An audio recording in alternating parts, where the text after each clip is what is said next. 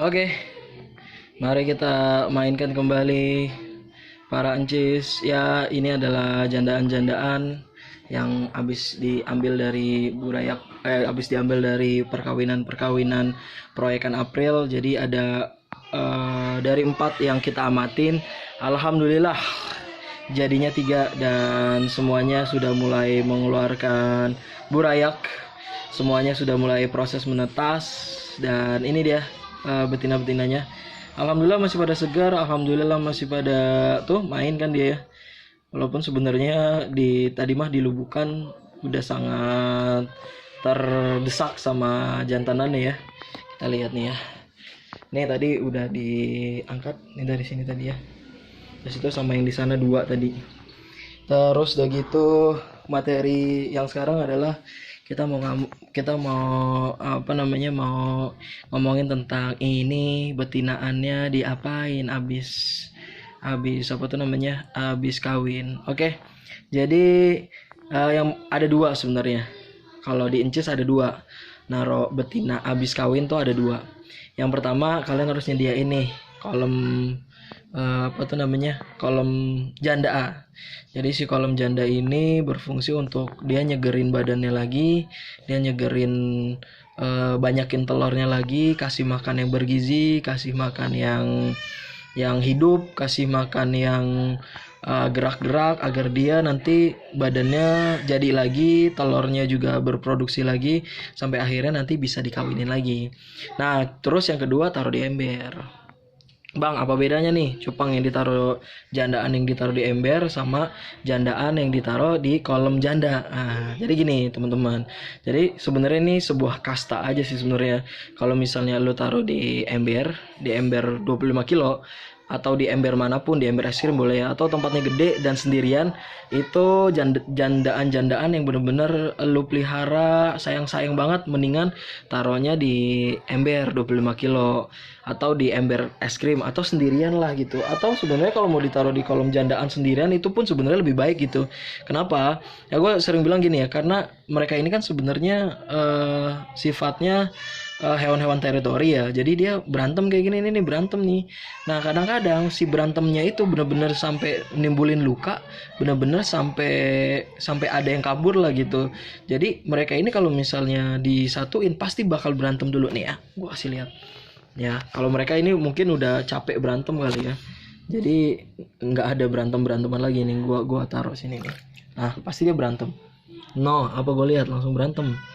Tuh, langsung berantem kan? Langsung berantem dia. Jadi ini membuktikan bahwa kalau misalnya dia berantem itu iya, kalau misalnya cuma tabok-tabokan doang, kalau misalnya sampai luka ini yang bahaya. Nah, kalau misalnya sampai luka itu bisa jadi ada satu ikan yang berpenyakit. Nah, itulah akhirnya nularin ikan-ikan yang ada di kolom jandaan ini. Jadi itu sih sebenarnya kenapa kok bang, kok gue naruh ikan di kolom janda kok banyak yang mati ya. Ya iyalah, karena sebenarnya yang pertama dia berantem terus akhirnya badannya luka-luka, terus habis itu dia nyemarin air yang di sini, makanya akhirnya dia ikannya satu-satu pada mati kayak gitu. Jadi bener-bener banget harus dijaga. Gimana caranya dijaga? Ya lu harus bisa ngasih makanan-makanan yang bergizi. Jadi si jandaan ini juga harus dikasih makan yang bergizi. Ini juga nyangkut di materi selanjutnya ya.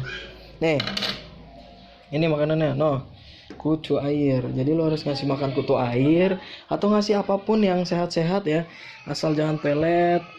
Kalau cacing gue sih nggak rekomendasi ya kasih makan cacing, karena kadang-kadang kalau dikasih makan cacing dia kan nyisa ya. Nah, nyisaannya itu si cacingnya itu tuh yang ngebuat airnya jadi kotor. Kalau misalnya airnya jadi kotor, nah itu dia yang berbahaya bagi ikan cupang. Nah, kalau misalnya lu mau ngebikin mereka nggak berantem ya itu pokoknya makanannya juga harus cukup. Jadi dia udah nggak ada permasalahan lagi sama makanan, jadi nggak lapar-lapar lagi. Bahkan kalau misalnya dia lapar, kadang-kadang ini cupang-cupang yang di sini kalau lagi digabungin itu bakal jadi kanibal kayak gitu. Nah, terus pertanyaan yang selanjutnya adalah bang, kapan betina bisa dikawinin lagi? Nah, ini dia nih. Kalau betinanya udah kayak gini, ini udah bisa dikawinin nih. Lihat ya. Badannya udah semok banget. Ini padahal udah dikawinin nih.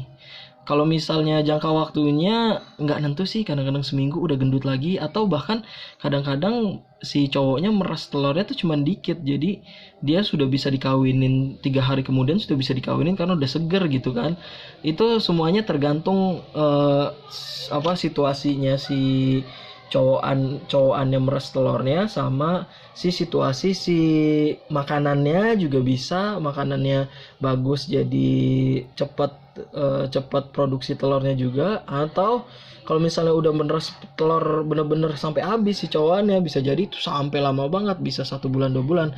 Pokoknya lu liatin aja udah mulai gendut, udah mulai keluar lagi telurnya, ya udah hajar aja. Tapi kalau gue sih patokannya dia udah mulai gendut lagi tuh gue hajar lagi sih, tapi biasanya seminggu 2 minggu lah gitu kan. Nah seperti itu. Terus kalau misalnya cewekan yang asik kayak gini nih,